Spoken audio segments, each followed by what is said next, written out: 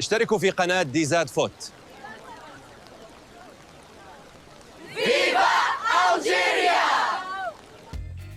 السلام عليكم ورحمة الله تعالى وبركاته. إخواني الكرام، إن شاء الله تكونوا ملاح، رمضان كريم. راح نحكي اليوم على المواجهة التي ستجمع الجزائر بالأوروغواي والجزائر غواتيمالا شهر مارس، ومدى أهمية هاتين المقابلتين تحضيرا لكأس العالم. أول شيء، لا يمكن أبدا مقارنة أي منتخب بآخر بحكم القارة، يعني ما تقدرش تقارن البرازيل بالأرجنتين، ما تقدرش تقارن مثلا الأوروغواي بالبرازيل والأرجنتين، ما تقدرش تقارن الباراغواي والبيرو والى اخره بالارجنتين. يعني كي تلعب مع منتخبات من امريكا الجنوبيه او امريكا الوسطى، يعني باش تختبر فقط ربما الاندفاع البدني، ربما طريقة اللعب، ربما احتكاكات المنتخبات بالمنتخب الأرجنتيني فيما مضى، وتقيس القوة تاعك.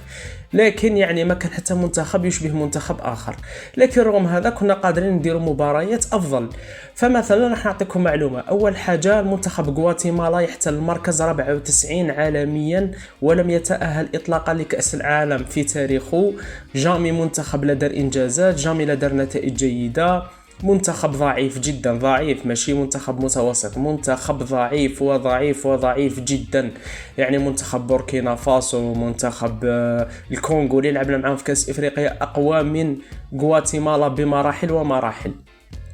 حتى ربما منتخب موزمبيق ربما اللي لعبنا معاه في تصفيات كأس العالم ربما يقارب منتخب غواتيمالا في المستوى. يعني منتخب ما عنده حتى مستوى، يحتل المركز قبل الأخير في تصفيات كأس العالم في المجموعة اللي كانت تضم السلفادور، سورينام والى اخره.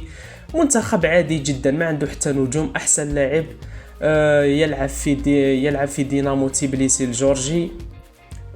ما عندهمش لاعبين اطلاقا، ربما معظم لاعبين تاعهم يلعبوا في المكسيك، في امريكا، جورجيا، مالطا.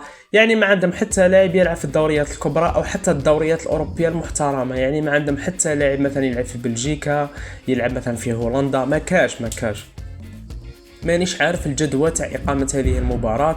ربما الجدوى تاع اقامه هذه المباراه باش يتالقوا بعض اللاعبين منتهي الصلاحيه ويروحوا لكاس العالم ويقول لك هم سكتوكم، هم لعبوا مليح، على غرار الزروقي ومحرز اللي راح يقدم اسيست او زوج، وربما بونجاح اللي راهم يقولوا يتنحى واذا ما تنحاش راح يماركي ومن بعد يقول لكم بونجاح مليح، وماندي اللي راح يدير لكم تمريرات صحيحه ومن بعد يقول لك ماندي يعرف يبني اللعب من الخلف وها مليح في الدفاع.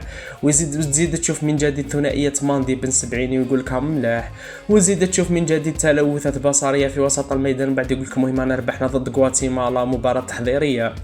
اما مباراه الاوروغواي راح تلعب في ملعب اليانز، ملعب جوفنتوس، ملعب رائع جدا. المباراة غواتيمالا راح نلعبوها في ملعب جاناوا، ومباراة الأوروغواي نلعبوها في ملعب اليانز ارينا الخاص بجوفنتوس. ملعب رائع جدا، لكن منتخب اوروغواي ماشي منتخب قوي جدا، منتخب ربما جيد فقط، ما عندوش لاعبين كبار. عندهم فالفيردي لاعب ريال مدريد، عندهم بدرجه اقل اروخو لاعب برشلونه في الدفاع يرتكب كوارث دفاعيه رغم انه يلعب في برشلونه.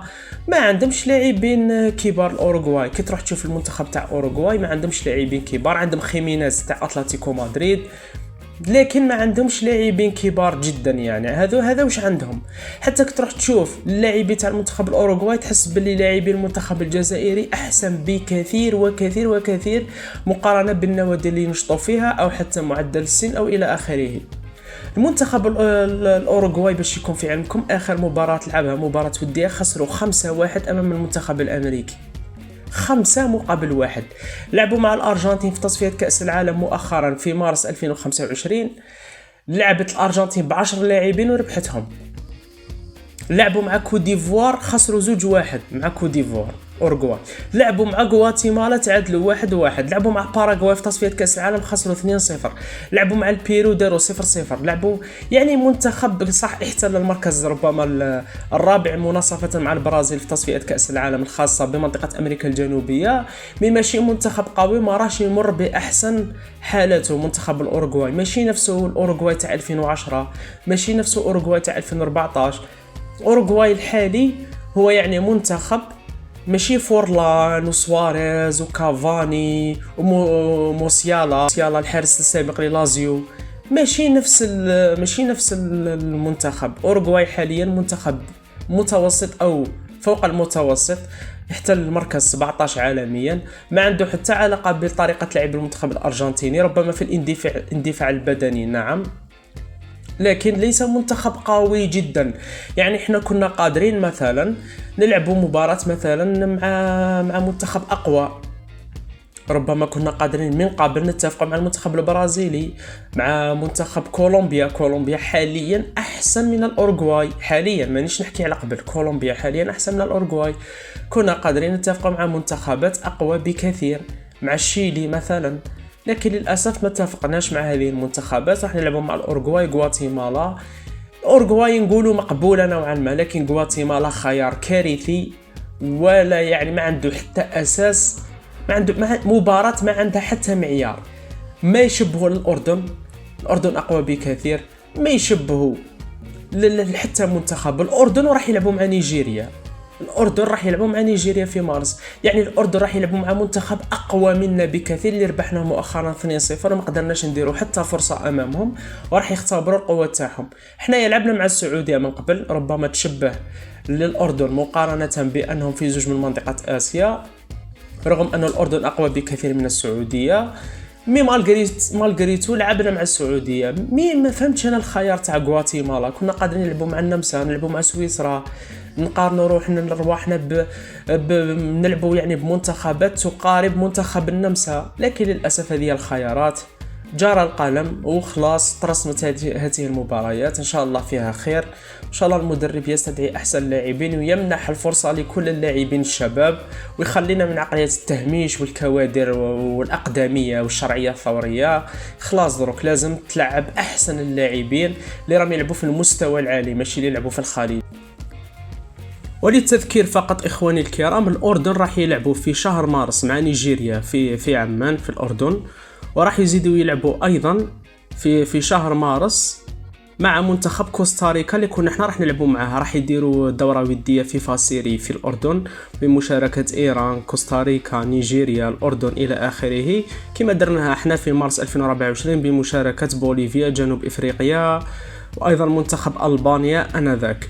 يعني الاردن راح يلعبوا مع كوستاريكا اللي هي بالنسبه لي احسن من غواتيمالا مثلا، في يعني على الأقل كوستاريكا كانوا يتأهلوا مرات لكأس العالم ويروحوا بعيد في كأس العالم، ربع نهائي مثلا في 2014. بالإضافة لكل هذا راح يلعبوا مع نيجيريا اللي ربحتنا في كأس إفريقيا، واللي نيجيريا راهي أحسن منا حاليا نظرا لما قدموا في كأس إفريقيا. وراح يلعبوا أيضا في شهر جوان مع سويسرا اللي بالنسبة لي تشابه طريقة لعب المنتخب النمساوي، على بها راح يلعبوا مع سويسرا.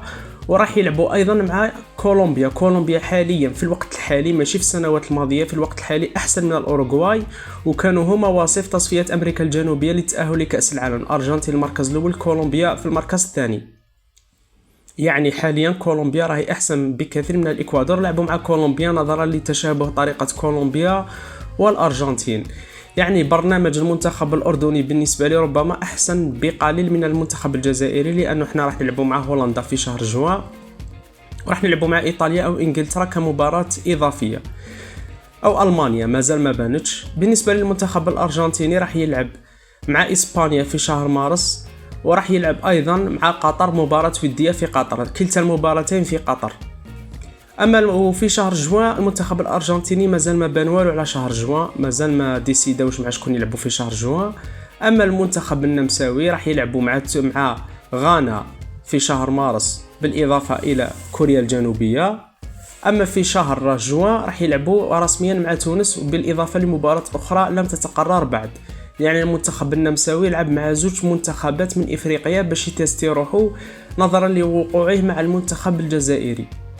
أكيد أن المباراة الأخرى راح تكون بنسبة كبيرة مع منتخب من أمريكا الجنوبية، لأنه راح يلعب مع كوريا الجنوبية نظرا لوقوعه مع الأردن، وراح يلعب مع غانا تونس نظرا لوقوعه مع الجزائر، ولازم يزيد يلعب مقابلة أخرى مع منتخب من أمريكا الجنوبية باش يتستي روحه، لأنه راح يلعب مع الأرجنتين. إلى هنا نصل للنهاية، لا تنسوا دعمنا بلايك، اشتراك وتفعيل الجرس ليصلكم الجديد والمزيد دوما. سلام.